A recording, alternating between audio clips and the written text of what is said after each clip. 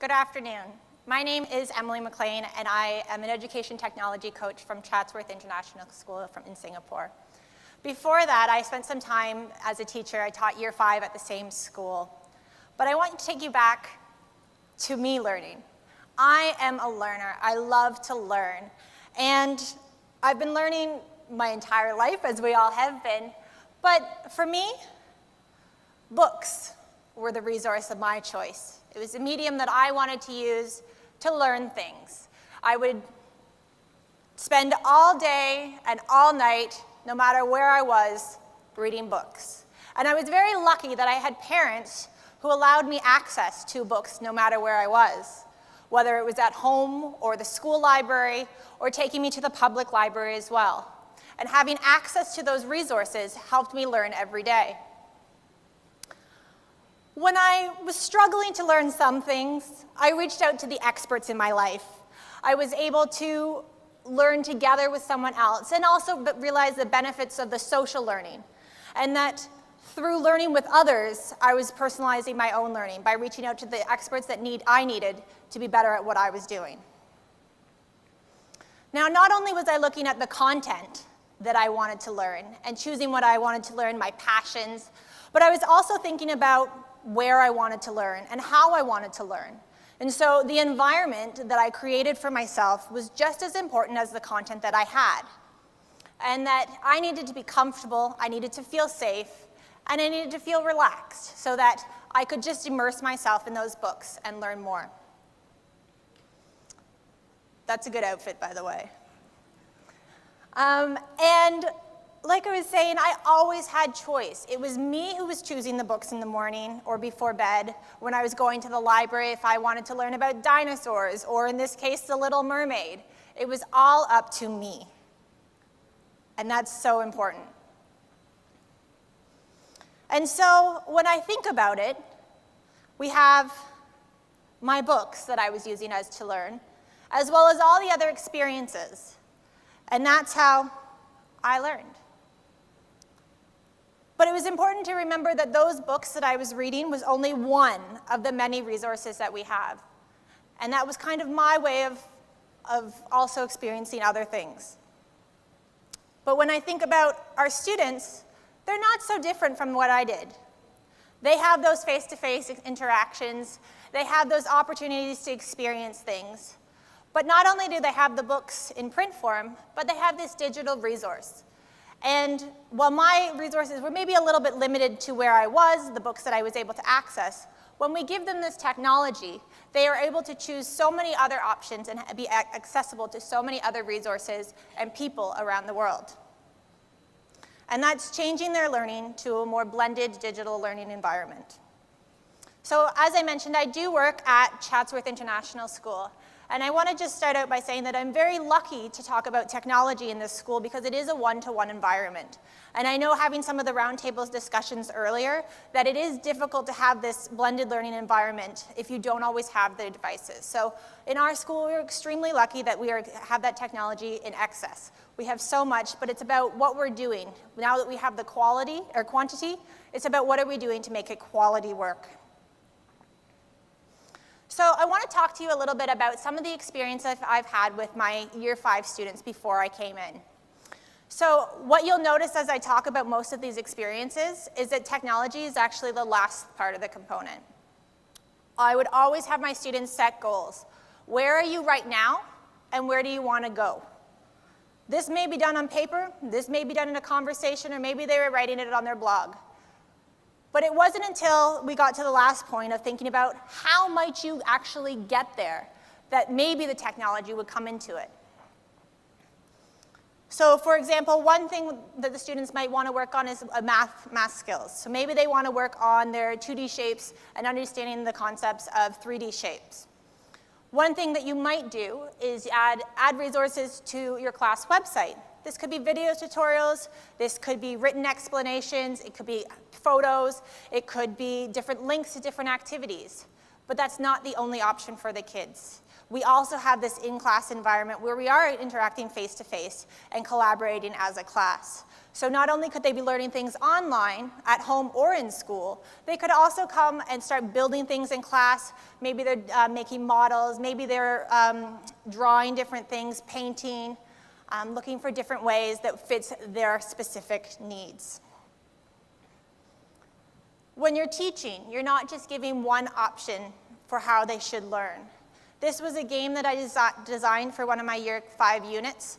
It was called Build Up, Get Around. And what we did was that the students had to, through a series of activities, choose their own adventure around the world. Now, as they went around the world, if they didn't like what activity was in one section, maybe it was writing a paragraph about something, they could go a different direction. And if there was a different option that they hadn't even explored in it, maybe they chose a different country of their own and made up their own activities. So making sure that they have options and really personalizing it that way. One thing that I love to do with my students is doing passion projects or personal projects. And what I always did when I was doing it, it was related to the unit of inquiry that we're doing. We're a PYP school, an International Baccalaureate program, so we have these units of inquiry. So often there was a very general topic that we were trying to learn about. How have inventions changed our lives? It's pretty big. You can do anything that you want, and I did not limit my students to any one choice of topic. So the content that they wanted to research could be absolutely up to them. Then thinking about the actual process of learning that information.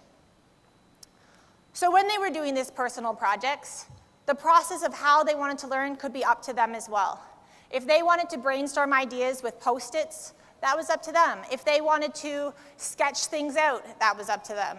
If they wanted to use Padlet and brainstorm that way, that was up to them. The options were endless. And then also thinking about the final product. So we're differentiating and personalizing the learning for the students to allow them the choice and ownership of their learning in a variety of different ways. So with their product, I'm just going to flip that up here, you can see some of the different research topics that the students chose within that big umbrella theme. Everything from makeup to food coloring to the iPhone, these are all inventions that our students have. Inventions that the students learned about. Maybe not some of the traditional inventions that you would think, but it was what interested them. So from there, they were able to learn about different concepts of change, connect things to their life, think about how things have adapted and evolved, go and speak to experts, reach out to their peers, their parents, other members of our community to find out that information. And then when we go to the product, you'll see that there's a variety of different options there as well that they chose.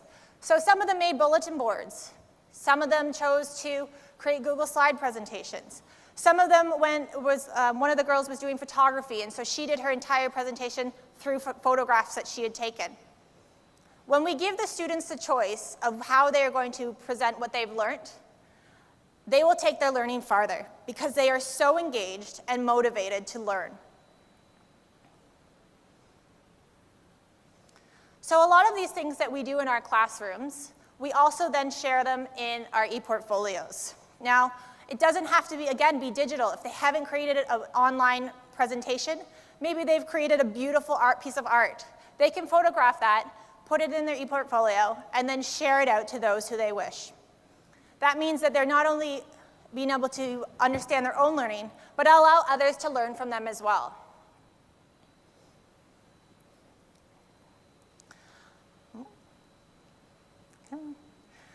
So I'm going to talk about another project that I did before I move on into the professional development side of things.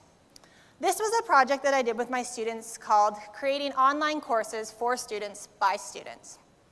And what I did was I allowed the students to know the central idea of our unit and a few key outcomes that they had to learn by the end. They were very general terms again.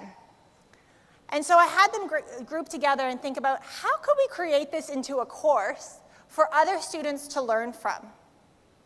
Now, you'll notice that the final product will have gone online, but most of the learning, the discussions, all of the skills that they were developing were done inside that classroom.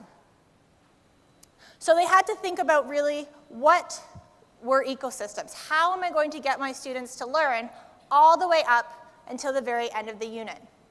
What kinds of content am I going to create for them? Is it best to show them a diagram? Is it best to show them a video? Do I want them in terms of an assessment? How am I going to assess them? And it was really interesting having them really start to think like a teacher as well, and how are they going to get their students to learn what they need them to learn. So they were personalizing how they were working as a group, what parts of the project they wanted to learn and explore, how they were going to create the products and the information, and then also the assessments that they would give their students. Once these all went online eventually, they had to then have other students take their class. They had to be able to give feedback and help the other students learn their way too.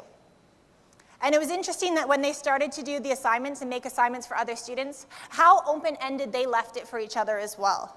So not only were they having an open-ended, personalized learning experience building it, they were allowing their students to also have that same experience. Now, I've talked a little bit about teaching as a Year 5 teacher, and I shifted towards the education technology coach role. And in that position, my job is to support teachers. And when I first started, I did a lot of sessions where, come into the class, I'm going to show you this is how we're going to do it. But that's really not how our students are learning, and that's not how we want them to learn. We want to lead by example. And so as an education technology coach, I want to show my teachers and the teachers at our school how they can teach their students using technology in a blended learning environment. And so that's how this 10 weeks of fun professional development online course that had a face-to-face component as well came about. What it was 10 weeks of different themes about technology, because of course we're trying to upskill our teachers in technology at the international school. Within each week, there'd be a blog post online that teachers could access, and it would have a little bit of information about that theme. They would have videos, they would have examples, and then as well, they would have activities that they could choose to do. They would do those activities as they wish. They could pick and choose, or maybe there was a different application they wanted to try. That was an option as well, to continue to personalize it for what that teacher needed at their year level in their classroom. Not only did they start to create things through their app, or through the blog, they also had to share it out to their fellow teachers. This meant that we're trying to promote the collaboration within our school, both online and offline. So not all teachers participated in online. Some of them just came in person. Some of them did a mix of both. And that was the beauty of it, that it was whatever the teachers needed. In Edmodo, we used Edmodo for them to post their blog links each week of some of their reflections, some of their examples, share out other resources and ideas. And we also had this badges component. You wouldn't believe how much teachers love badges. They love that instant gratification of receiving an achievement. Because for some teachers, technology doesn't come naturally. But that open-mindedness and growth mindset was really present in that environment. So the badges were linked to the different activities. And again, they could choose which ones they wanted to do. So each week, they didn't have to do all of the badges. They could just do maybe one or two. Or maybe that week, they didn't feel like they needed to brush up on that. That was fine as well. But they could always come back to it when they knew they would need it later, because it was on that blog, ready to go for them, and they could upskill themselves when they wanted to. And when we're personalizing this learning, and we're getting people to be engaged in their own learning, they're taking ownership, and that motivation goes up, and we had a lot of fun doing it. So I just wanted to say in the end, it doesn't matter really what the resource is or how we are going to use it. It's more about the students' learning and the content, the thinking behind it and the skills that they are developing. The technologies are just ways that we can support that learning and help those students learn the way that they need to. Thank you.